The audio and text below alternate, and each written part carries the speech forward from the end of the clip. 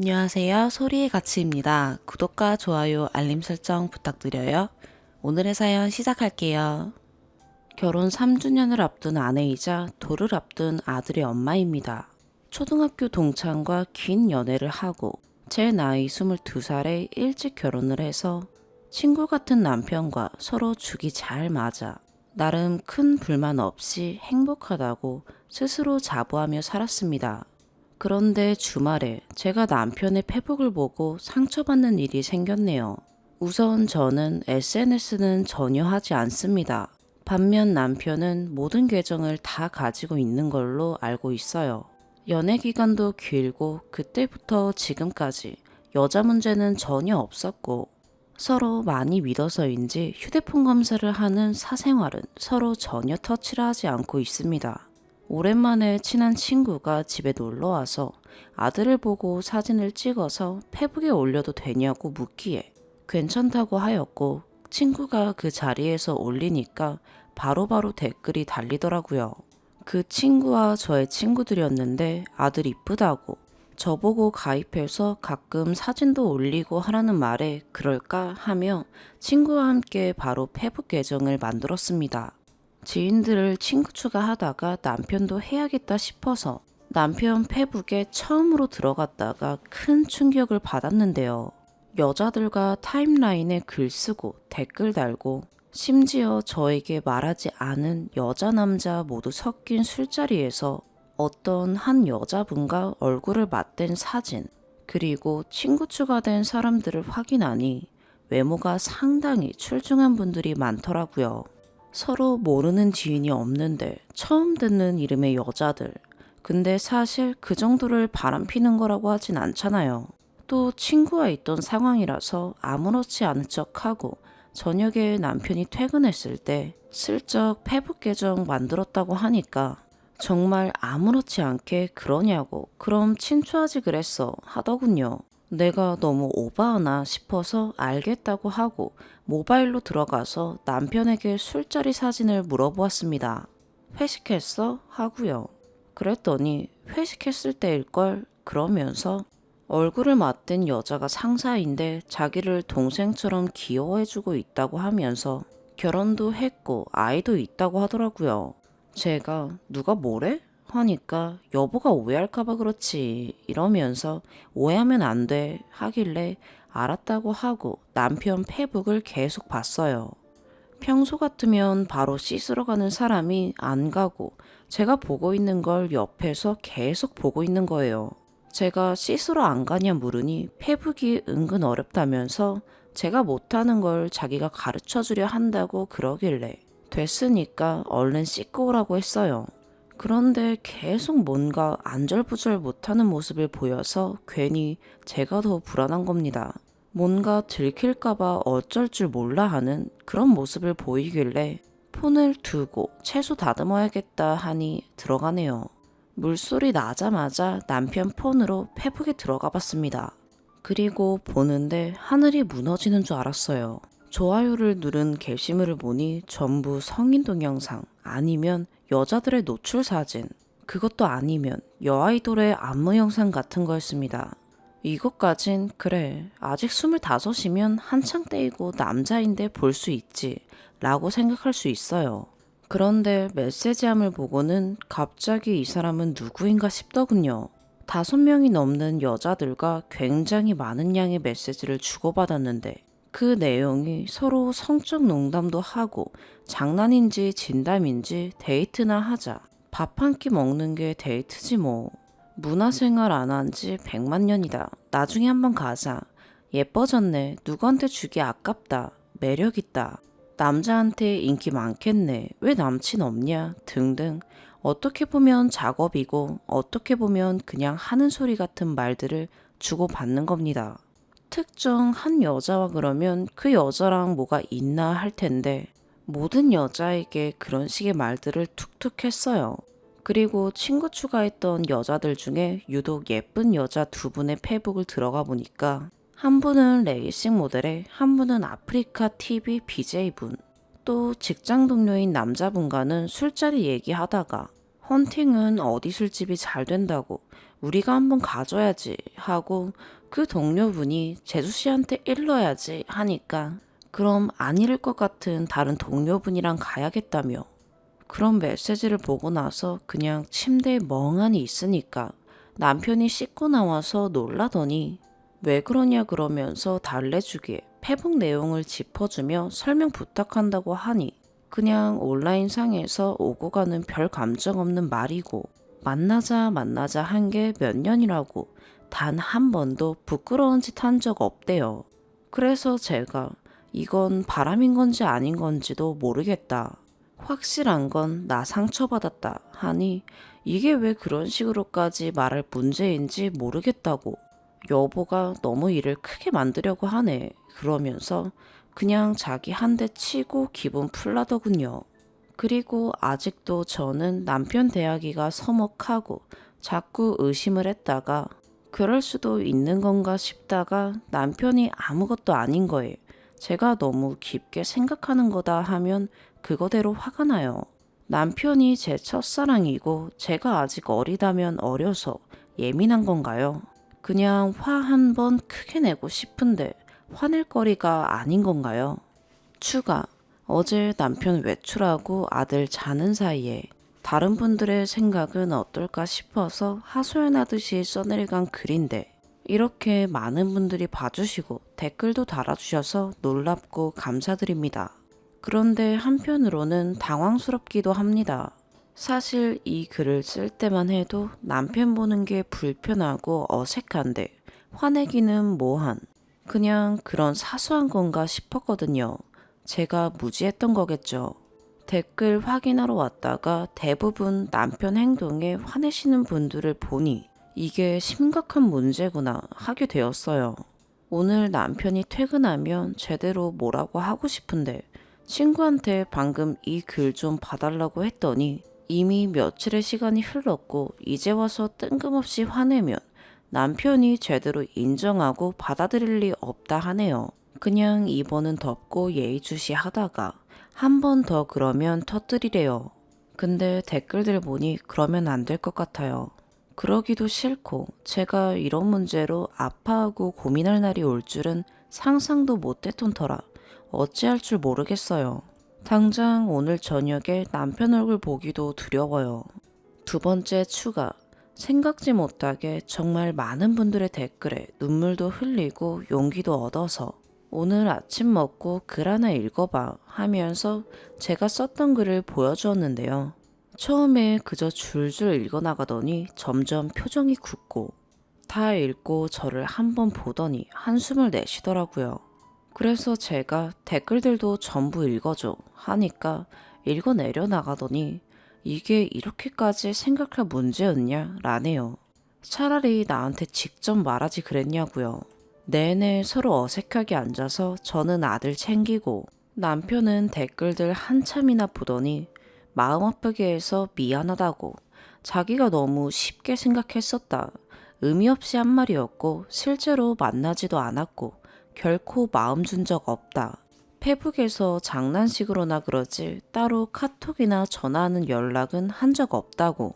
정말 이건 믿어줬으면 좋겠고 다만 장난이라도 여보가 기분 나쁠 만한 소리를 해댄 건 정말 미안하다, 잘못했다 하더라고요.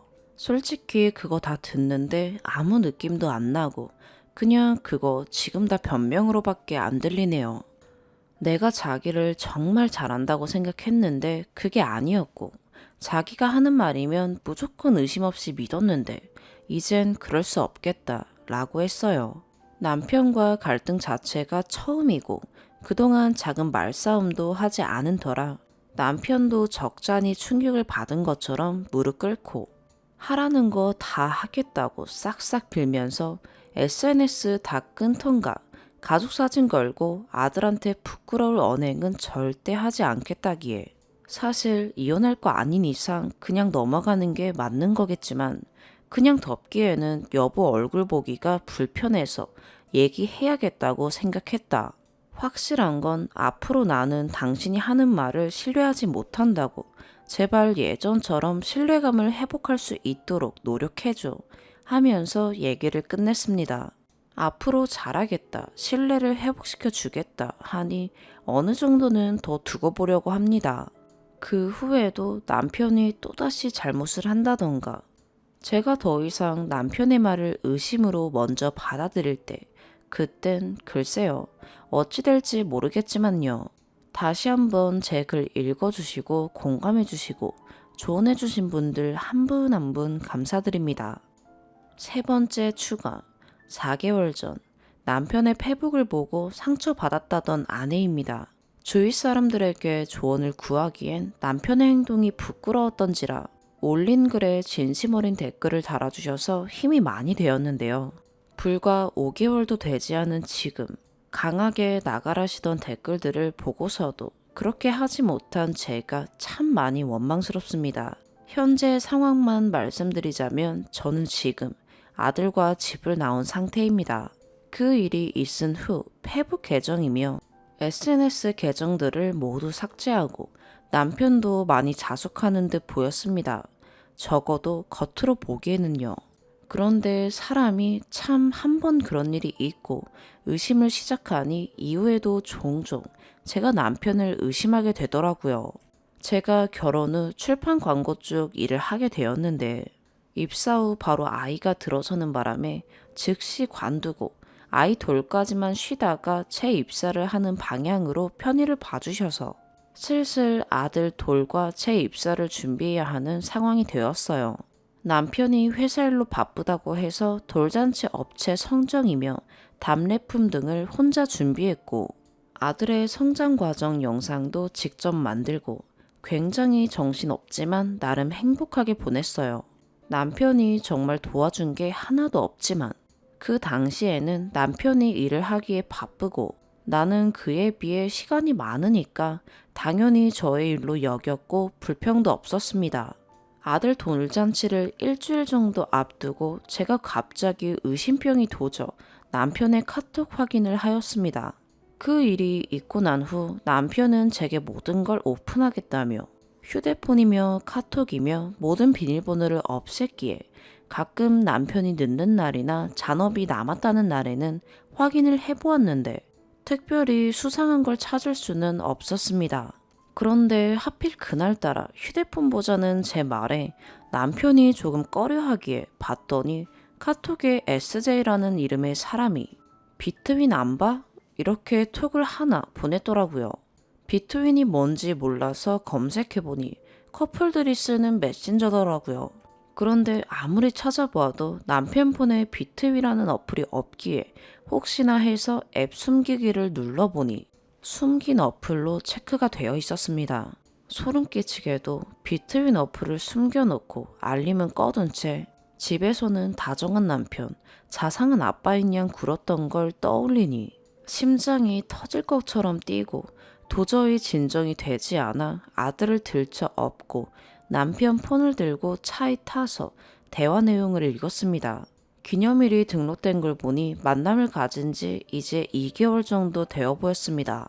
나에게 미안하다며 싹싹 빌던 그 남자는 무엇이었는지 보통 사이가 아닌 듯 보였습니다. 저에게만 하던 애칭을 그 여자에게 부르고 저와는 9년 동안 단 한 번도 가지 않았던 놀이공원을 갔고 저는 남편에게 아내가 아닌 동거녀가 되어 있었고 정말 화가 나는 건 제 아들은 세상에 없는 사람이 되어 있었습니다. 둘의 추억이 담긴 사진들로 어플이 도배되어 있고 앞으로의 계획들로 설렘이 가득했습니다. 주말마다 함께 사진 출사를 가자고 돈 모아서 해외여행 가자고 일주일 후엔 내 아들의 첫 번째 생일인데 그 여자에겐 지인네 돌잔치 때문에 다음 주엔 못 보겠다고 대신 그 다음 주에 뜨겁게 해주겠다며 그러자 그 여자는 누가 봐도 성적인 사진을 보내고 남편은 둘의 침대 셀카를 보내고 억장이 무너지고 있으니 남편이 어디 갔냐고 전화가 오더군요. 혼자 문 닫고 예능 보며 깔깔대다가 제가 나간 지 1시간도 더 되어서 전화가 오네요.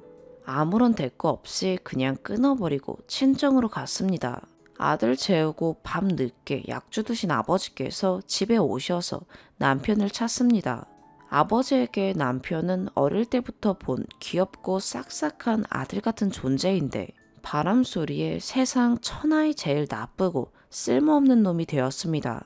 엄마는 제 아들 볼을 쓸어내리며 불쌍한 것 하십니다. 아침 출근하시던 아버지는 오늘 당장 이혼하라며 나가시고 엄마는 당장 남편한테 가자고 하시고 그러고 있는데 남편이 왔습니다. 휴대폰을 던져 보여주니 철렁했는지 무릎부터 꿇습니다. 저는 아무 말도 못하고 엄마께서 얼마나 되었냐 하니 얼마 안 되었다고 깊은 사이는 아니라 하네요. 제가 당신 일하느라 아들 돌잔치 준비할 시간도 없이 계속 일만 했는데 그 여자랑은 언제 만나서 저렇게 데이트를 하고 다녔냐 물으니 아무 말을 못해요. 나한테 일 핑계대고 바람 피운 거냐 하니 또 꿀먹은 벙어리가 돼서 그저 잘못했다고 용서해달라고만 반복하는 게 역겨워서 그러길래 떳떳하지 못할 짓은 왜 하냐고 내가 너한테 돈 거냐고 내 아들은 세상에 없는 사람이냐 했더니 엄마께서 그럼 결혼한 것도 숨겼냐며 놀래시고 내 딸 25에 이혼녀 만들고 내 손자 아빠 없이 키우게 하니 좋으냐고 소리소리 치셨어요. 남편은 이혼은 안 된다고 차라리 자기가 세상을 떠나겠다고 말 같지도 않은 소리를 해대고 용서해달라고 버티다가 엄마가 지방 사는 오빠를 불러서 기어이 몇 대 맞고 시댁에다가는 아빠가 직접 전화하셔서 남편이 다른 여자가 생겨 내 딸이 같이 못 살 것 같으니 데려가라 하시고 아들은 친정에 두고 집만 챙기러 집에 들리니 출근도 안 하고 술만 퍼마시다가 바지가랑이를 붙잡고 늘어지더군요. 분명 사랑하는 남편이고 내 아들의 아빠인데 치가 떨려서 더 이상 얼굴을 마주할 수 없어서 뿌리치고 친정에 돌아와 당장 돌잔치를 앞둔 아들에게 너무 미안해서 많이 울었어요. 정신 차려 이것저것 취소하고 사과 전화 드리고 하루에 몇 번씩 걸려오는 남편 전화 무시하며 아들 잘못 키운 내 탓이다. 사과하시는 시부모님이랑 같이 눈물바람으로 며칠을 보내다가 하루라도 빨리 이혼하란 아버지로 인해 이혼 서류 보내놓고 친정집에 있습니다. 쉽게 해줄 것 같진 않네요. 시어머니는 처음에는 무조건 미안하다, 네가 원하는 대로 해주마 하시더니 요즘은 아가, 얘도 많이 반성한 것 같은데 용서해줄 순 없겠지 하시더라고요. 그래서 저는 제가 용서를 할 수도 없을 뿐더러 아버지께서 절대 못 받아들이셔서 같이 살 순 없다 전했습니다. 이혼 서류를 보낸 지 벌써 수주가 지날 동안 진전 없이 같은 말만 되풀이하다 보니 많이 지치게 되네요. 25살에 이혼녀가 된다는 게 많이 무섭지만 저는 제 아들의 엄마니까 기죽지 않고 열심히 살겠습니다. 두 번째 사연입니다. 30대 중반에서 후반으로 달려가고 있는 아줌마입니다. 애들 아빠에게 꼭 보여주고 싶어서 이렇게 글을 씁니다. 상황 설명을 간략하게 해보면 애들 아빠와 전 맞벌이 중이고 일찍 결혼한 탓에 중학생 아들과 초등학생 딸을 두고 있습니다. 결혼식 당시에도 문제가 많았던 인연을 왜 여기까지 끌고 왔는지 모르겠습니다. 시댁은 시골이고 친정은 광역시라 친정 아버지께서 시부모님께 하나뿐인 딸 본인 지역에서 결혼식 차렸으면 좋겠다 부탁까지 하셨는데요. 굳이 시골에서 결혼식해야 한다고 우기시는 바람에 결국 그 뜻에 따랐습니다. 근데 동선에는 동서가 시골에서 한다는데도 굳이 또 대도시 나가서 시키시네요. 아버님과 사이가 멀어지게 된 결정적 계기는 예단 문제인 듯 싶습니다. 당시 적당히 드릴 만큼 드리고 제가 받은 거라곤 가방 하나예요. 전 현금, 이불, 수저, 가전 2가지 바꿔드렸어요. 처음엔 고맙다 하시더니 비슷한 시기에 옆 동네 며느리가 부잣집 딸인데 예단을 삐까번쩍하게 해온 거 보곤 그때부터 제가 마음에 안 드신답니다. 제 성격도 호락호락하진 않아 아버님 하자는 대로 괴롭히시는 대로 당하고 살지만은 않았습니다. 그래서 더 감정의 골이 깊어졌는지도 모를 일이지요. 아버님은 정말 아나무인이세요. 평일에 애들 아빠나 저나 일하는 거 뻔히 알면서 무작정 내려오라고 전화하세요. 오늘은 출근도 해야 하고 곤란하다 말씀드리면 다짜고짜 소리부터 지르시고 목소리는 또 얼마나 큰지 출근길에 손이 덜덜 떨릴 지경입니다. 걸핏하면 애들 아빠나 제게 전화 오셔서 뭘 해야 하니 돈을 보내라. 저걸 해야 하니 돈을 보내라. 그렇게 뜯어가신 돈만 해도 몇 천만 원은 되겠네요. 필요하시다면 자식 된 도리로 얼마든 드려야죠. 근데 다 본인 유흥비로 들어가세요. 약주라도 한잔 하시면 제게 귀싸대기를 휘갈겨 버려야 할 년이라고 하시고 그보다 더한 말씀도 많이 하셨죠. 그것도 저희 애들 앞에서요. 그러니 애들도 할아버지가 좋겠어요. 애들이 어릴 땐 그래도 할아버지 하더니 사춘기 접어들고 머리 굵어지면서 할아버지를 멀리합니다. 그래도 할아버지니까 안부 전화 한번 드려라 해도 대답만 내내 하고는 영 하기 싫은 눈치입니다. 애들이 할아버지가 엄마 괴롭히는 단지 그 이유만으로 멀리하는 건 아니고 애들한테도 저한테 하듯이 그렇게 대하세요. 명절날 다 큰 애들 무릎 꿇려놓고 내가 너희들 할아버지다.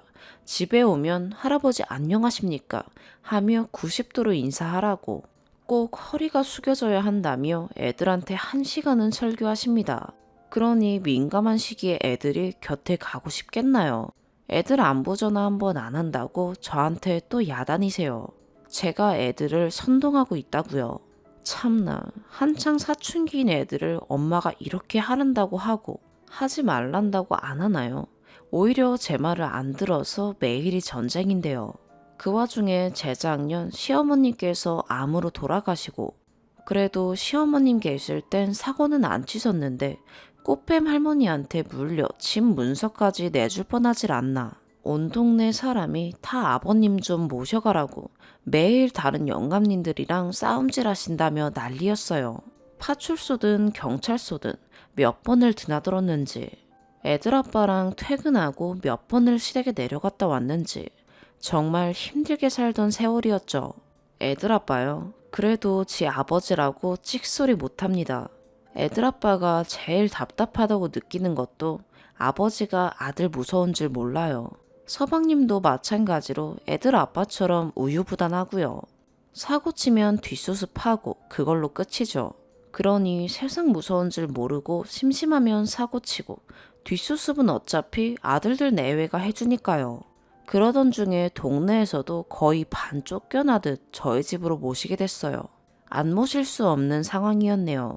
거의 1년 반 정도 모셨는데 퇴근하고 집으로 들어가기 싫어 자진해서 야근하고 연차 한 번 쓰지 않았습니다. 그러면 또 살림하는 계집년이 밖으로 나돌아다닌다. 뭔 짓하고 돌아다니는지 모르겠다. 라며 훈계가에 늘어지시죠. 거동 다 하실 줄 알고 어머님 돌아가시고 혼자 식사 다 차려 드셨으면서 아침에 밥하고 반찬 국 해놓으면 식탁에서 식사하시고 그대로 두고 하루 종일 계세요. 집에 방이 3칸인데 아들, 딸이 자기 방 뺏으면 집 나갈 거니 어쩌니 하도 칭얼칭얼거려서 예민하고 공부해야 할 시기라 안방 내드렸습니다. 애들 아빠랑 전 거실 생활했고요. 어느 날 하늘이 핑핑 돌고 현기증이 나고 몸에 오한이 들더라고요. 병원에서도 몸도 정신도 버틸 때까지 버티다가 탈이 난 거라고 쉬어야 된다는 처방이 나왔어요. 휴가 내고 집에서 좀 쉴라 치면 누구 애미야 뭐 해 먹자, 누구 애미야 이거 해달라. 차라리 나가서 일하는 게 휴식일 것 같았네요. 결국 애들 아빠한테 이대로는 못 살겠으니 아버님 집 근처 원룸이라도 구해드리던지 우리가 그만 살던지 몇 주를 전쟁을 치르고 나서야 집에서 5분 거리 원룸에 모셨습니다. 모시고 몇 달 지나지 않아 아버님 간암 말기 선고를 받으시고 4개월 만에 돌아가셨어요. 장례식장에서 서방님과 동서는 제게 아버님 쫓아내보내서 이렇게 된 거라고 있는 대로 난리도 그런 난리가 없었어요. 아버님 사고 칠 동안 저희 집에 모시는 동안 원룸으로 모시고서도 반찬 한 가지, 코빼기 한 번 안 비춘 것들이 동서 집에서 놀면서 아버님 식사 한 번 안 챙겨드려 놓고 이제와 하는 말이 아버님 돌아가신 게 나 때문이랍니다. 체면이고 나발이고 장례식장에서 같이 싸웠어요. 유치한 행동이었다는 거 압니다. 장례식 내내 눈물 한 방울 안 흘렸어요. 나와야 울죠. 무덤덤하게 슬픈 표정 한 번 짓지 않았어요. 갑자기 돌아가신 거라 장례식장은 눈물바다였는데도 불구하고요. 친척 어르신들은 그래도 십몇 년 보고 산 시아버지인데 몇 년 같이 살아놓고 어쩜 저렇게 정없이 눈물 한 방울 안 흘리냐 욕하셨네요. 그러시거나 말거나 밥 먹을 거 먹고 잘 거 다 잤어요. 장례식 끝나고 애들 아빠가 그러대요. 실망이라고. 아무리 그래도 내 아버지면 당신 아버지인데 장례식장에서 맏며느리로서의 태도가 그게 뭐냐고 그래요. 제가 마음고생한 거, 몸고생한 거 저밖에 모르는 것 같아 서럽더라고요. 자식 새끼도 키워봐야 소용없고 남편이랑 인간도 치 애비밖에 모르네요. 제가 그랬죠. 아버님은 날 딸처럼 여겼냐고. 내 아버지 멀쩡히 계시는데 당신 아버지가 왜 내 아버지냐고. 미친년처럼 윽박 질렀네요. 애들 아빠가 이번 장례식 때도 친척 어른들 다 제 얘기를 한마디씩 하셨고 본인도 우리가 아버지 내쫓아서 돌아가신 것 같다. 좀 더 참아주고 보듬어주지 그랬냐 한마디에 이성이 끊어져 제 손은 남편 딱 위에 가 있었습니다. 저더러 정신병자라고 정신병원 가보래요. 그 길로 집 나가서 며칠 만에 들어오더니 아무렇지 않게 애들 대하네요. 이제 몸도 마음도 지칩니다. 추가 21 어린 나이에 시집와 애들 아빠, 애들만 보고 산 세월이 15년입니다. 그 사이 여느 부부처럼 이혼 위기도 많았고 짐을 쌌다 풀었다 몇 번을 반복한 지 셀 수 없습니다. 그동안 친구나 부모님께도 말 못한 제 속마음 이렇게라도 털어놓으니 후련하네요. 누구신지 모르는 분들께서 제 마음 어루만져 주신 것도 너무 감사하고요. 글을 쓰는 동안은 덤덤했는데 댓글들 하나하나 눈물 흘리며 읽었습니다.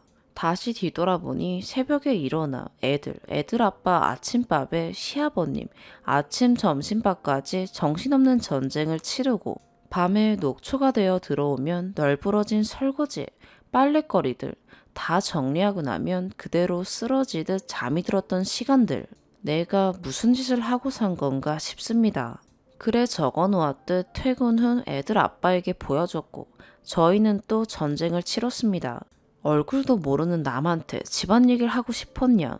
거기서 위로받으니 얼씨구나 좋았냐. 네가 잘못한 건 다 빼놓고 다 아버지 욕이냐. 진짜 제정신이 아닌갑다 하더랍니다. 네, 저도 잘못한 거 많죠. 어른이 이렇게 하자 그러면 잘못된 것이라도 어른 말 안 따르고 결국 제 고집대로 다 했고 늘 시아버지와 다투면서 애들 아빠 등신 같은 놈 소리 듣게 했어요. 마음속에 있는 무언가가 다 터져나와 발악을 하며 나 제정신 아니다. 너 같으면 제정신이겠냐. 내가 어린 나이에 너한테 시집와 시동생 장가갈 때까지 데리고 살면서 뒤치다꺼리 해줘. 어머님 암 발병하고 1년을 병수발 들어줘. 이제 시아버지까지 뒤치다꺼리까지 다 해줬는데 날더러 뭘 더 어쩌라고 그러느냐. 악을 쓰며 울부짖었습니다. 방에 있던 딸아이가 아빠 그만하라며 말려주어 진정되었네요. 아빠, 아니 이제 남보다 못한 남편은 내가 고생한 긴 세월 아무것도 기억 못합니다. 그저 내 잘못 질책하기 바쁜 사람이네요. 댓글 본 말씀처럼 가만히 있고 다 당해주니 호구인 줄 아나 봅니다. 참는 게 내 자식을 위한 길이라 생각하고 자식들만 보고 이 악물고 살았는데 이젠 다 놓고 싶습니다. 애들 짜장면 시켜주고 저녁밥도 안 하고 나왔는데 막상 4시간을 가져도 갈 데가 없네요. 밖에 나와 한참을 울었습니다. 어떻게든 내 새끼들 따순 밥 먹이고 좋은 옷 입히고 잘 키워보려 이 악물고 버틴 시간들. 내 새끼들만 보고 달려온 시간들 너무 허망합니다. 내가 아니라 애들 엄마, 누구 며느리, 누구 아내로 살아왔어요. 그것도 한창 예쁠 나이에 시집을 오고 엄마가 돼요. 세상 모든 어머니들이 그러하셨듯 그렇게 애들만 보고 여기까지 왔네요. 아무도 알아주지 않는 내 삶. 뭐 나만 이럴까? 애 엄마들 다 그렇지. 유별나게 생각하지 말자 싶다가도 잠 못 들던 밤하늘 올려다보며 남몰래 눈물 흘렸던 시간들이 생각나 마음이 미어져 옵니다. 우리 엄마도 아픈 시간들 이 악물며 가슴이 미어 터져 골마가며 우릴 키우신 걸까 생각하니 엄마도 너무 보고 싶고 다 놓아버리고 싶은 마음뿐입니다. 그동안 얼마나 바보 등신 호구처럼 살았나 다시 한번 깨닫습니다. 제 스스로를 위해서라도 당분간 와이프 노릇 엄마 노릇 쉬려 합니다. 주말에 그간 시아버지 때문에 소홀했던 친정집 내려가 쉬다 오려고요. 몇몇 울지도 않았다고 인정머리 없어 보였다고 그런 남편도 속상했을 거라고 댓글 써주신 분들 계시던데 전 원래 눈물이 없는 사람입니다. 15년을 시아버지, 남편, 자식 새끼에게 시달리다 보니 감정이란 게 메마른 사람 같아요. 친할머니 돌아가셨을 때도 울지 않았고 슬픈 영화를 봐도 눈물이 안 나요. 근데 시아버지 돌아가셨다고 울지 않은 제가 이기적인가요?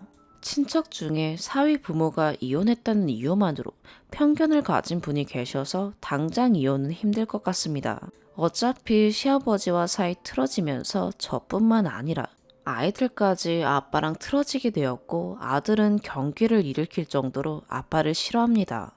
그래도 그 인간은 결국 끝까지 남아 지켜줄 사람은 자기 부모가 아니라 가족이라는 걸 모르나 봅니다.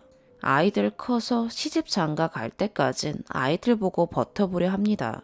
아, 그리고 다들 제사 걱정해 주셨는데요. 당장 49제부터도 걱정이네요. 마음 같아선 안 가고 싶은데 애들 봐서 참석해야겠죠. 제사는 어차피 지낼 마음도 없고 시부모님 다 돌아가신 마당에 애들 아빠가 무섭겠어요. 서방님이 무섭겠어요. 어차피 시아버지께 이 세상에서 해드릴 수 있는 최선 내에서 다 해드렸어요. 그래서 인연이 끝나버렸을 때도 눈물이 안 났나 봅니다. 그렇게 미워하시고 2년 전년 제 머리채까지 잡으셨던 분이신데 저한테 제사밥 얻어드시고 싶지 않으실 거라 생각합니다. 동설한년도 처음 보자마자 한다는 말이 자긴 자기 남편이 차남이라 결혼한답니다. 시아버지 모시기 싫단 말 대놓고 한 인간이 잘 모셨네 못 모셨네 따지는 것부터가 모순이네요. 그간 참고 지낸 거 이제 더는 안 참으렵니다. 저에게 용기 보돋아 주시고 위로해 주신 거 진심으로 감사드립니다. 종종 속상한 일 생기면 하소연하러 다시 올지도 모르겠습니다. 저로 인해 마음 불편하신 분이 계시다면 죄송하다는 말씀 꼭 드리고 싶네요. 세 번째 사연입니다. 저는 결혼 2년차 32살 6개월 임산부이고 남편은 33살입니다. 남편의 배려 없고 까칠한 말투 때문에 매일 눈치 보며 일주일이 멀다 하고 크고 작게 기분 상하거나 싸웁니다. 저는 기분 나쁠 거 알면서 왜 그런 식으로 이야기하는지 남편이 이해가 안 되고 남편은 제가 예민해서 잘 삐지고 화낸다고 하네요. 많은 일들이 있었지만 몇 가지만 적어보겠습니다. 누가 문제인지 봐주세요. 첫 번째, 올해 임신 중 수박이 너무 먹고 싶어서 한 달을 노래를 부르면서 인터넷에 주문이라도 할까 했는데 남편이 지금은 어차피 맛없으니까 나중에 나오면 먹자고 해서 기다리고 있었습니다. 4월이 되었나 동네 마트에 수박이 나왔다고 하더라고요. 아직 철이 아니라 비싸고 맛이 덜하겠지만 먹고 싶어서 사자고 하고 주말에 마트를 갔습니다. 남편은 운전, 특히 주차를 너무 싫어합니다. 어디 갈 때마다 차 타고 가는 곳은 미리 계획한 곳이 아니면 다 싫다고 하고 엄청 눈치 주죠. 전 초보 운전이라 제가 운전해서 가겠다고 하면 더 싫어해서 그냥 말도 안 해요. 혹시 수박이 다 나가서 없거나 너무 별로거나 할까봐 에스컬레이터에서 미리 남편한테 오빠야, 여기 괜찮은 거 없으면 다른 마트 가도 돼? 물었어요. 남편은 역시나 피곤한데 뭐 또 딴 데 가냐? 여기서 사면 되지 라고 했죠. 알았다고 하고 수박을 찾았는데 작고 맛없어 보이는 수박이 17,900원이었습니다. 이거밖에 못 사니 이거라도 사려고 했는데 남편이 이거 살 거야? 라고 물었고 산다고 했습니다. 순간 남편은 표정이 굳어지더니 진짜 할 거야? 그냥 딴 데 가자. 이러고는 혼자 빠른 걸음으로 에스컬레이터를 탔습니다. 저는 쫓아가서 오빠 왜 그래? 하면서 손을 잡으려고 했는데 순간 오빠가 파리 쫓듯이 제 손을 뿌리치면서 너는 2만 원짜리 수박이 먹고 싶냐? 이러는데 그 눈빛 아직도 잊을 수가 없습니다. 17,900원짜리 수박 먹는 게 죄인가요? 더군다나 임산부가 먹고 싶다는데 말을 그렇게 하니 진짜 서러웠습니다. 다른 곳 더 둘러보자 라고 말해도 될 텐데 말이죠. 두 번째, 연애 때 남편은 저한테 예쁘다, 귀엽다, 100kg이 되어도 좋다, 쌩얼도 똑같은데 화장은 왜 하냐, 이런 말들을 달고 살았었죠. 친구들 사이에서도 이렇게 착하고 매너 좋은 애인 없다 할 정도로 공주 대접 받으며 연애했었습니다. 결혼 후 남편은 못생겼다. 와, 진짜 못생겼다. 살 만져보고 놀라는 소리와 경멸의 눈빛으로 헐, 대박. 이런 말을 달고 살더군요. 결혼 후 3kg 정도 찌긴 했지만 그렇게 구박할 정도는 아니라고 생각합니다. 저도 처음 몇 번은 장난인 줄 알고 웃어 넘겼습니다. 근데 장난이 아니더라고요. 그런 말이 반복되니까 점점 자신감도 없어지고 없던 외모 컴플렉스까지 생겼습니다. 남편한테 제발 그 말 좀 하지 말라고 울고불고 한 번만 더 못생겼다고 하면 성형수술 하겠다고 여러 번 말했는데 알았다고 수술하지 말라고 하더니 고쳐지지 않고 1년 넘게 그 이야기가 지속되었습니다. 저는 결국 성형을 결심하고 수술 예약까지 했습니다. 진짜 하려고 했는데 남편한테 들켰네요. 남편은 하지 말라고 절대 다시는 그 이야기 안 한다라며 이제 심각성을 알았다 얘기했죠. 싸우고 울고불고 하다 결국 또다시 못생겼다거나 살쪘다는 외모 비하하는 말이 나오면 이제 남편이 같이 가서 수술시켜주기로 약속하고 취소했어요. 이제 외모 비하 발언은 거의 안 하지만 한 번씩 그런 말이 남편 입에서 나올 때면 제가 뭐라고? 이러고 남편은 아니 그게 아니고 이러면서 수습합니다. 세 번째, 임신하고 나니 모든 임산부들이 그렇듯이 허리가 안 좋아지더라고요. 배가 불러오니 앉았다 일어날 때나 무게가 조금 나가는 물건 들 때 갑자기 허리가 찌릿해요. 소리 지를 정도로 통증이 온 적이 몇 번 있었어요. 지난주에도 청소하려고 청소기 꺼내다가 힘이 잘못 들어갔는지 허리가 엄청 아팠죠. 조심해야겠다 싶어서 남편한테 청소기 꺼내다 허리 아팠다고 주말에 청소기 한 번만 돌려줄 수 있냐고 부탁해서 남편이 알았다고 했습니다. 샌드위치 휴일이라 일요일까진 다른 곳에서 바람 쐬고 와서 다음날 점심을 먹고 남편이 청소기를 돌려줬죠. 또 은행에 볼 일이 있었는데 부부가 동시 방문해야 된다 하더라고요. 한 달 전쯤부터 기다리다 평일에 쉴 수 있어서 이날 같이 은행을 갔습니다. 은행은 기다리는 사람들로 가득하더라고요. 번호표를 뽑고 기다리는데 30분쯤 기다려도 대기 사람이 20명 넘게 남아 있었어요. 처리 속도는 너무 늦어서 사람이 바뀌질 않더라고요. 저도 사람 너무 안 바뀐다고 남편한테 속닥거리고 기다렸어요. 근데 남편이 기다리다 너무 화가 났나 봐요.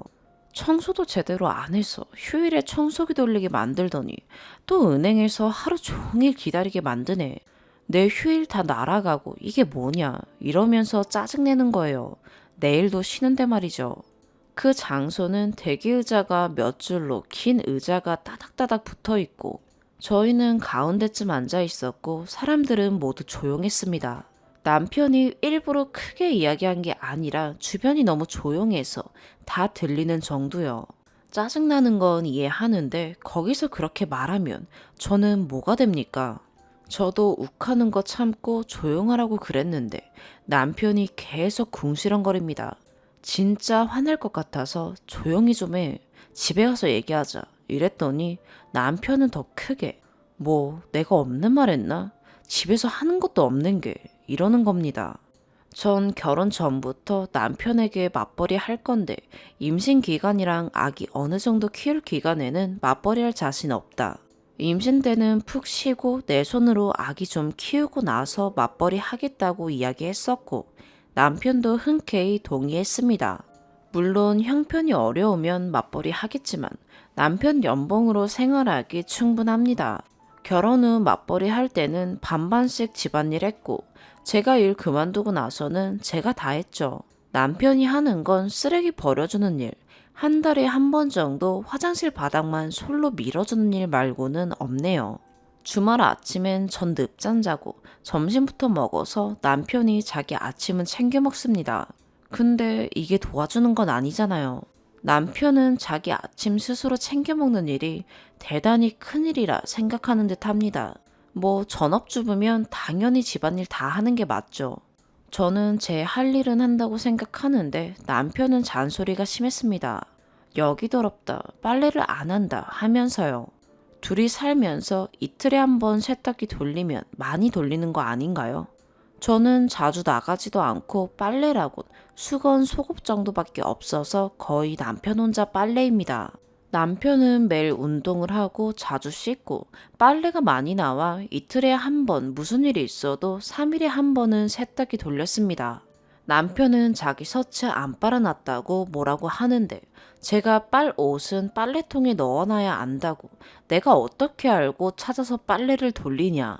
빨래통에 넣어놓으면 다 빨아준다고 얘기했는데도 알았다고 하고는 나중에 또 옷걸이에 걸쳐져 있는 옷 가지고 이거 또 안 빨았다고 우리 엄마는 알아서 다 빨아주는데 너는 왜 못하냐 이런 식으로 얘기합니다.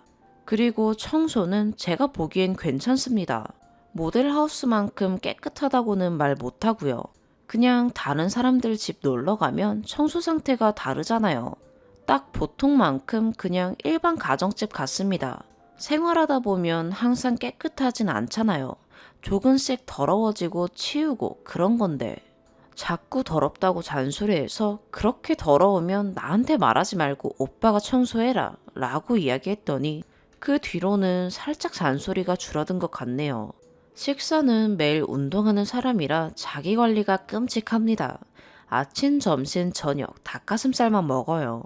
일 그만두고 초기엔 음식 좀 해야겠다고 요리 수업 다녀서 배우고 해주려고 했는데 마트 가면 재료 사는 거 가지고 눈치 주고 사지 말라고 하고 기껏 음식 만들어주면 남들 다 먹는 레시피대로 해준 건데도 소금이 들어갔네, 고추장이 들어갔네 하면서 궁시렁거립니다.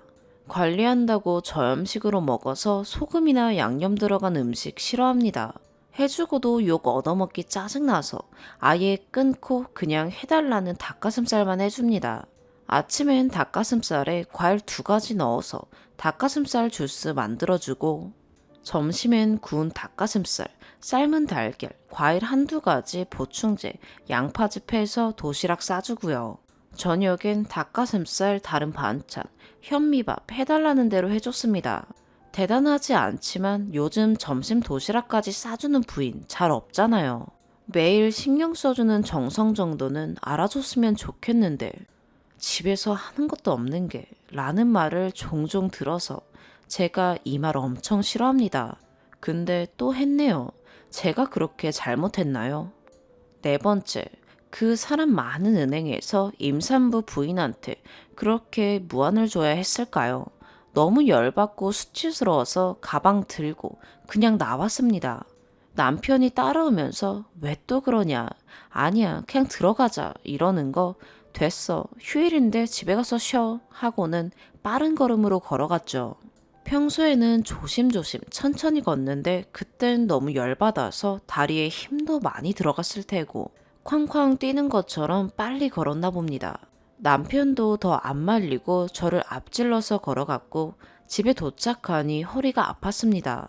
그때를 시작으로 그날 밤 자다가 허리가 아파서 잠을 깼어요.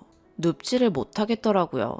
결국 앉아서 졸듯 자고 그러다 말겠지 했는데 다음날부터는 걷는 것도 못하겠고 다리를 움직이거나 손에 뭘 들어도 허리에 힘이 들어가서 아프더라고요. 허리만 아파도 아무것도 못하는 거 처음 알았습니다. 남편은 아파도 움직일 수 있는 거 보면 그냥 근육통이다. 내가 많이 다쳐봤는데 2~3일이면 괜찮고 길어도 일주일 안 간다. 병원 가도 해주는 거 없으니 집에서 쉬고 찜질해주면 된다. 나을 때까지 집안일도 내가 다 해주겠다. 라고 하더라고요. 알았다고 하고 며칠을 거의 앉아서 지내고 앉아서 잤습니다. 못 움직이는 것도 지치고 괜찮은 자세에서 허리 각도가 조금만 벗어나도 엄청 아파서 4일째 되던 날 도저히 못 참고 한의원도 갔다 왔지만 한 2시간 괜찮고 다시 아프더라고요. 소파에 앉아 있는데 허리 아픈 쪽 발이 살짝 부었길래 남편한테도 발 부은 거 보여줬어요. 허리 아픈 거랑 관련이 있는 것 같기도 하고 원인이라도 알고 싶어서 며칠 지나도 계속 아프고 그냥 정형외과 가서 알아봐야겠다 찜찜해 라고 했더니 남편이 좀 참으면 되는 걸 가지고 병원 갈 생각부터 하네. 아무튼 인내심이 없어. 몰라 가든 말든 알아서 해 이러네요. 오히려 친구들은 임산부라 곧 출산도 해야 되는데 그렇게 놔두면 안 된다. 무통주사는 허리에 맞는데 어떡하냐. 병원 가서 치료 못해도 원인이라도 알아봐라 라고 처음부터 이야기했는데 말이죠. 진짜 남편이 남보다 못하네요. 또 상처받았습니다. 5번째, 토요일 날 이제 짧은 시간 누울 수는 있는데 자다 보면 또 아파서 깨고 앉아서 자기를 반복했습니다. 남편도 앉아서 자는 거 보고 아프냐고 아침에 따뜻한 수건 갖다 줬고요. 제가 일어났을 때 남편은 운동 가 있었고 남편이 오면 점심 먹어야 한다는 거 알고는 있었습니다. 그런데 움직이기 아프고 억지로 움직이면 남편은 다 나을 때까지 가만히 있지 왜 또 움직이냐 할 것 같아서 그냥 앉아 있었어요. 저 못 움직이는 거 뻔히 아니까 남편이 올 때 음식 사오거나 점심을 해줄 줄 알았죠. 집에 도착한 남편은 일주일 못 치워서 더러운 집을 보고 짜증이 금 났나 봅니다. 아프나 안 아프나 집 더러운 건 똑같네. 나 밥은 어떡해? 이러는 겁니다. 꼼짝하지 말라고 자기가 다 한다고 해놓고 뭐지? 하면서도 미안해서 라면이라도 먹을래? 했는데 됐어. 나 라면 안 먹어. 내가 알아서 차려 먹을게. 이렇게 짜증내고는 작은 방에 들어가서는 또 빨래가 어쩌고 저쩌고 이러는데 제가 거실에서 뭐라고 하니까 알아서 좀 해. 내가 꼭 일일이 설명해줘야 되냐? 하면서 엄청 짜증내는데 뭐라는지 들리지도 않고 아픈 사람한테까지 잔소리하는 저 사람 진짜 밉네요. 서러워서 눈물이 났습니다. 옆에 와서는 왜 또 우냐? 무슨 말을 못하겠네. 이러더니 주방 가서 밥하더라고요. 저는 큰 방에 들어와서 계속 울고 있었고 남편이 달래주고 같이 밥 먹자 할 줄 알았는데 혼자서 점심 차려 먹고 거실에서 TV 보고 있네요. 저는 서러워하면서 글 올리고 있습니다. 추가, 평소 상황입니다. 평일엔 대화 나눌 시간도 없고 주말 돼야 여유 있잖아요. 주말이라도 남편과 대화하고 싶어서 이런저런 얘기하면 남편의 주된 대사는 그만 말해 됐어 입니다. 이유는 배고프니까 배부르니까 졸리니까 피곤하니까 반복입니다. 저는 항상 눈치 보게 되고요. 제대로 된 대화를 못하네요. 남편이 에이 해 했을 때 제가 뭐뭐 해서 삐로하는 게 낫지 않아? 라고 물으면 너는 왜 한번 말하면 듣지를 않냐? 왜 그렇게 토를 달아? 라고 합니다. 저는 대화라고 생각하는데 남편이 얘기하면 복종해야 되는 게 부인인가요? 제가 제발 짜증 좀 내지 말라고 하면 회사에서 스트레스 받아서 그렇답니다. 이해는 합니다만 그것도 하루 이틀이죠. 그냥 일상생활 자체가 짜증, 무뚝뚝 그 자체입니다. 연애할 때는 저한테 자기는 회사 일을 집까지 끌고 와서 스트레스 받는 게 제일 싫다. 특히 부인이나 가족한테 스트레스 푸는 남자가 제일 능력 없는 남자라고 생각한다. 라고 말했던 사람인데 말이죠. 남편은 제가 예민해서 잘 화내는 거고 제가 예민해서 툭 하면 운다네요. 울 말을 안 하면 되는 건데요. 임신 초에 입덧도 네가 예민해서 그런 거고 태동 느끼는 것도 네가 예민해서 다 제가 예민하다네요. 이러다 화평 나겠습니다. 전 어쩌면 좋을까요? 아기가 태어나면 화목한 가정 만들어주고 싶었는데 아빠는 엄마를 무시하고 엄마는 울고 그런 모습만 보여주게 생겼네요. 아빠 말투를 나중에 따라하게 될까 그것도 걱정이고 평생 이런 말들을 견디며 같이 살 자신도 없네요. 남편한테 댓글 보여줄 생각입니다. 따끔한 충고와 조언 부탁드려요. 두 번째 추가. 주말 내내 대화 없다가 일요일 밤에 남편이 사과했습니다. 기분 풀으라고 아픈데 잔소리해서 미안하다고 했고요. 은행에서 내가 왜 화난 줄 아냐고 하니까 모른대요. 자기가 한 말 기억 안 난대요. 제가 무슨 말 들었는지 얘기해 주니까 그랬냐고 몰랐다고. 짜증나면 아무 말이나 나올 수 있지. 너무 다 예민하게 받아들이지 말라네요. 말만 하면 제가 예민해서 무슨 말을 못 하겠대요. 다 하면서 말이죠. 서로 언성 높여 싸우고 감정이 격해져서 말이 헛나온 정도면 이해하겠는데 소소하게 자기 짜증난 거 가지고 저한테 이런 식으로 막말하고 자기는 기억 안 난다고 한 일이 한두 번이 아니에요. 언제는 내가 동네북이냐? 왜 이렇게 나한테 짜증이야? 이렇게 말했더니 동네북까지는 아니고 내 북이지 하면서 웃었던 남편입니다. 원래는 둘째까지 가질 생각이었는데 이런 취급 받으면서 오래 집에 있기 싫고 하나만 낳고 일할 거고요. 마음 같아선 이혼하고 싶어요. 실은 신혼 초부터 임신해서까지 이런 일들로 제가 이혼 이야기 꺼낸 적 몇 번 있어요. 아이 지우겠다는 말까지 했었고요. 그때마다 남편은 변하겠다고 했지만 아직도 달라지는 건 없습니다. 다른 남편들도 짜증나면 아무 말이나 하고 기억 못 하나요? 네 번째 사연입니다. 안녕하세요. 결혼 3년 차 주부입니다. 동갑 신랑의 식탁 예절과 식탐 때문에 정말 짜증이 이만저만이 아닌지라 이렇게 글을 써봅니다. 결혼 배경이니 뭐니 각설하고 일단 본 내용 작성할게요. 첫 번째, 음식 양념을 털어먹습니다. 오징어 볶음을 예로 들자면 오징어 건더기 하나를 젓가락으로 짚고 그 근처 오징어나 야채, 그것도 여의치 않으면 그릇 테두리에 앞으로 한 번, 뒤로 한 번 양념을 털듯이 발라내서 먹어요.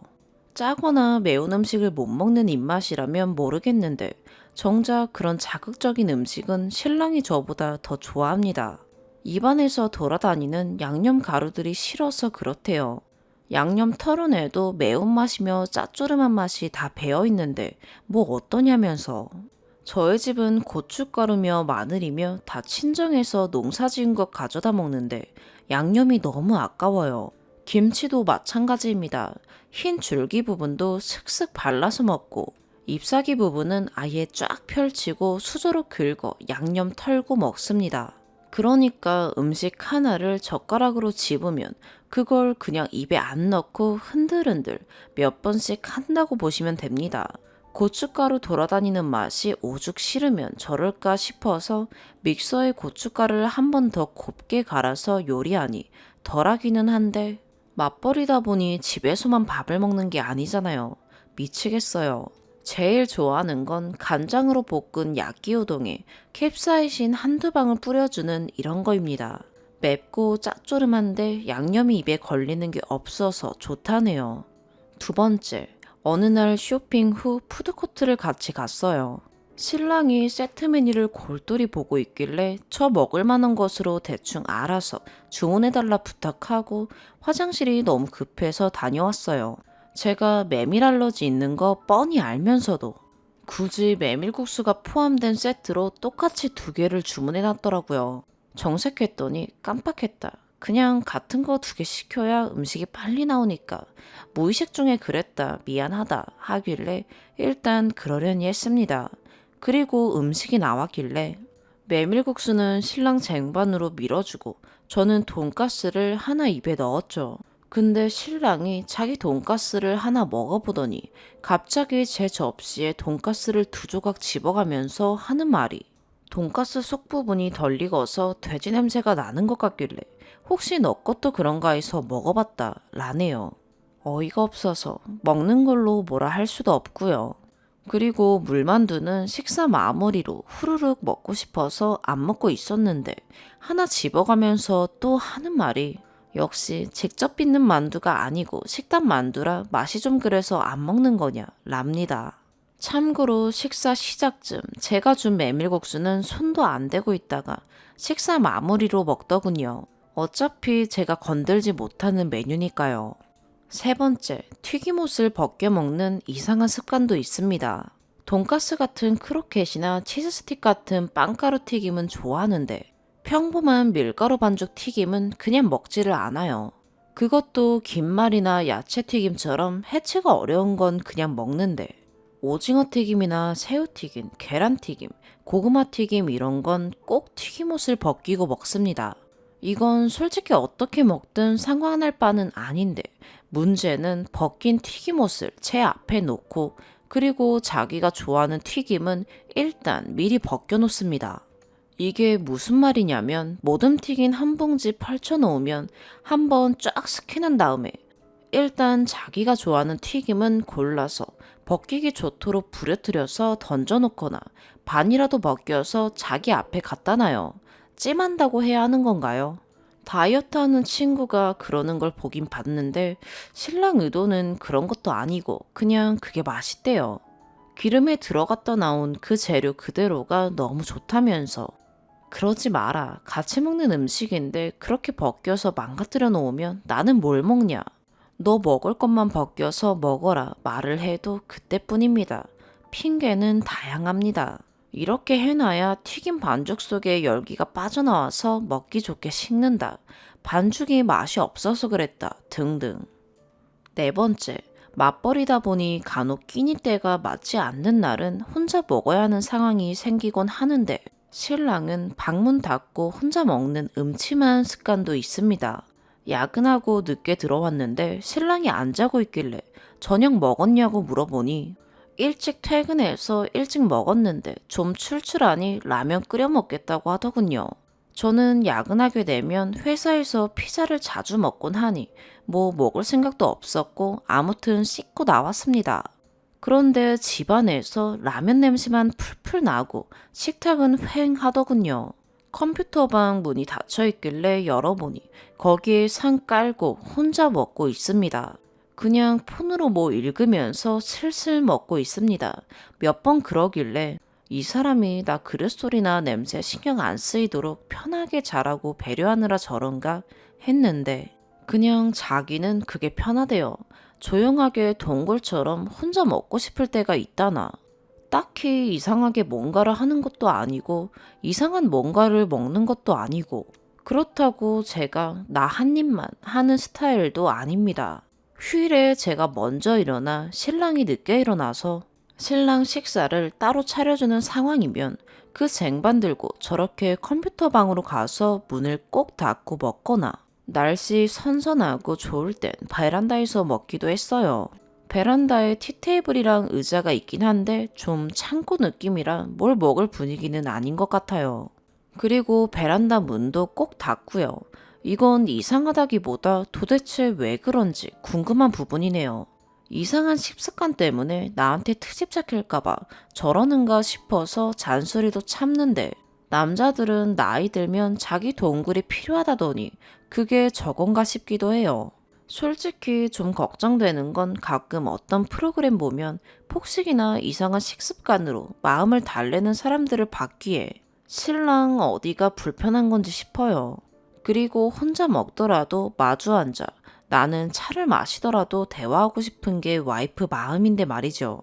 다섯 번째, 소소한 에피소드인데 계란빵 때문에 식도 화상을 입었어요. 네 건 내 것이 확실히 정해지지 않은 봉투 속 음식이다 보니 무슨 애들 가르치듯이 한 번은 아예 펼쳐놓고 말했습니다. 나는 2개 먹을게. 자기가 4개 먹어. 괜찮지? 근데 그마저도 불만이었는지 급하게 먹다가 식도 화상 입고 한 이틀을 끙끙대며 미숫가루로 연명. 어떻게 보면 이것 때문에 식습관 개선을 포기하게 된 것 같습니다. 나름 최후의 보루였는데요. 여섯 번째, 밥 눌러담기입니다. 휴일에 같이 식사 준비를 하다가 본 겁니다. 저는 찌개거리 썰어 넣는데 정신이 없어 신랑한테 수저랑 냄비 받침 놓고 밥 퍼줘 등등 상차림을 부탁했습니다. 참고로 상차림 도중 집어먹어서 평소에는 잘 안 시킵니다. 없어지는 반찬이 태반입니다. 특히 햄류나 계란말이 이런 거요. 이건 제 실수라면 실수인데 하필 그날 밥을 새로 하질 않았어서 양이 약간 애매했어요. 전날 저녁에 했던 밥인데 왜 뭐랄까 죄다 퍼서 찬밥으로 만들기에는 그 양이 좀 많은 것 같고 둘이 먹기에는 약간 모자른가 싶은 양이요. 아무튼 상차림이 다 끝났고 밥을 먹기 시작하는데 식사 중간쯤에 신랑 밥이 제 밥과 다르다는 것을 느꼈습니다. 밥 아랫부분을 돌처럼 꽉꽉 눌러 폈고 윗부분은 구름처럼 퍼서 가려놓았던 것. 밥 양이 애매한데 식탐 안 부리고 참 똑같이도 퍼서 어머 웬일이래 생각하고 있었는데 역시 내 밥은 100% 구름처럼 성글성글 퍼놓고 자기 밥은 80% 압축, 20% 구름을 덮어서 펐던 겁니다. 이걸 어떻게 알았냐면 그날 끓인 찌개가 밥에 비벼먹기 좋도록 자박하게 끓인 된장찌개였는데요. 어느 순간부터는 신랑 밥 위에는 올린 찌개 국물이 그대로 고여 있어요. 모래알 사이로 바닷물 빠지는 그 모양이 아니라 도로 위에 빗물 고인 것처럼요. 설명을 잘 못해서 이상한데 아무튼 이걸 발견한 나도 신기하고 그렇게까지 밥을 많이 먹고 싶었던 신랑이 웃기기도 해서 둘 다 빵 터졌어요. 미안해. 찌개 냄새가 너무 좋아서 밥을 많이 먹고 싶었어. 하는데 귀엽기도 하고 참. 결국 내 밥 깨끗한 부분 덜어주고 라면 재빨리 2개 끓여서 나눠 먹었어요. 이 밖에도 정말 많지만 글이 너무 길어질 것 같아서 여기까지만 쓰겠습니다. 제목처럼 신랑과 같이 볼 글이니까 다양한 조언 부탁드립니다. 참고로 연애 시절에는 몰랐거니와 그러지도 않았어요. 만나면 일상적인 음식보다는 고기 먹으러 가거나 회 먹으러 가는 그야말로 외식 같은 외식 추구하는 그런 스타일이었어요. 생각해보면 모두 다 반찬에 양념 많지 않고 반찬을 먹지 않는다고 해도 문제가 되지 않을 만한 식단이네요. 여행 가서 음식 자주 해줬었는데 그건 아무래도 여행인데다가 서툰 솜씨로 여친이 해준 음식이라는 감성 때문에 열심히 먹었던 것 같네요.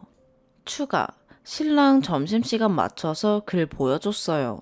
좋은 조언도 많고 따끔할 만한 돌직구도 많아서 신랑 반응을 완전 기대했는데 웬걸 거품 물고 소리 지르네요. 난 네가 무슨 단점이 있건 말건 무조건 사랑하고 내 사람이다 생각하는데 넌 그게 아니었냐. 정말 실망했다. 난 네가 가족이고 가장 가까운 사람이라고 생각해서 편하게 습관대로 먹은 거다. 밖에서는 내 습관대로 못 먹고 식사 시간마다 남들한테 맞추는 게 정말 피곤했다. 집에서라도 편하게 한두 끼 내 맘대로 먹지도 못하냐 어쩌고 저쩌고 남편 욕먹이고 다니니 좋냐 등 전형적인 잘못한 건 아는데 너도 심하잖아 식으로 적반하장입니다. 정 떨어졌다는 생각은 별로 해본 적이 없었는데 나이값 못하는 저 드립으로 정이 뚝 떨어지네요. 남들과 어우러지는 게 사회생활인데 도대체. 그리고 그래서 많이 지적받았던 귀엽다는 표현은 그래도 같이 볼 글이니까 순화한다고 좋게 쓴 거예요. 솔직히 귀엽긴 개뿔. 등신 같은 거 저도 알아요. 그리고 시댁이 못 사는 것도 아니고 시어른들도 교양이 있으셔서 어떻게 보면 제가 시집을 잘 갔다고 봐야 하는 케이스인데 도대체 저 인간은 왜 저렇게 망나니인지 그런 말투를 들으니 집에도 가기 싫고 어차피 회사랑 친정도 가깝고 하니까 오늘 퇴근하면 바로 친정에 가서 당분간 있어야겠어요. 단순히 내 배가 고프고 안 고프고의 문제가 아니라 사랑과 배려의 문제라는 걸 깨닫고 나니 정신이 확 드네요. 뇌가 있으면 알아서 친정으로 기어오던가 하겠죠. 좋은 조언들 감사합니다. 2번째 추가. 어제 올린 후기처럼 퇴근하자마자 친정으로 갔습니다. 신랑에게 카톡으로 나 오늘 엄마네서 잘게. 내일 출근 잘하고 이렇게 남겼는데 한참을 읽지도 않더군요. 저도 신랑도 화난 건 똑같고 더 생각해봐야 골치만 아프니까 그냥 먹고 싶었던 만두나 잔뜩 사가서 엄마랑 맥주 한잔 했고 슬슬 잘 준비하는데 신랑이 전화를 했네요. 싸움 이후에 첫 통화니까 오만 가지 생각이 다 드는데 입꼬리는 묘하게 올라가고 이걸 받아 말아. 받으면 어떤 투로 말할까? 왜? 라고 받을까? 아니면 평소처럼 응, 해야 하나? 이런 유치한 생각. 아무튼 받자마자 신랑이 하는 소리가 뭐하냐였어요. 뭐하긴 뭐해, 잘 거야. 이랬더니 갑자기 한숨을 푹 쉬면서 에휴, 내가 미안하다 하네요. 그 말 듣는데 눈물이 왈칵 나와서 아무 대꾸도 못했습니다. 생각해보니까 네가 3년을 참아준 건데 진짜 미안하다. 너랑 3년을 살면서 몇백 번을 밥 먹었었는데 항상 짜증났을 거라고 생각하니까 내가 뭐라 할 말이 없네. 그래도 앞으로는 그런 데 올리지 마라. 나 완전 쇼크 먹었어. 거기 사람들 진짜 장난 아니더라. 신랑 말 그대로 옮겨 적은 겁니다. 아무튼 고치겠다고 하네요. 자기도 떳떳하지 않아 집에서만 그랬던 건데 집에 있는 사람도 싫어하니 이젠 어쩔 수가 없다면서 자기가 그럴 때마다 소리 지르고 쌍욕해도 된다나 뭐라나. 그래서 오늘 퇴근 후 신랑을 시험에 들게 하기 위해서 계란빵을 사오라고 시켰습니다. 아무튼 이 긴 글을 다 읽어주셔서 정말 감사드립니다. 오늘의 사연 여기까지입니다. 구독과 좋아요, 알림 설정 부탁드려요. 시청해주셔서 감사합니다.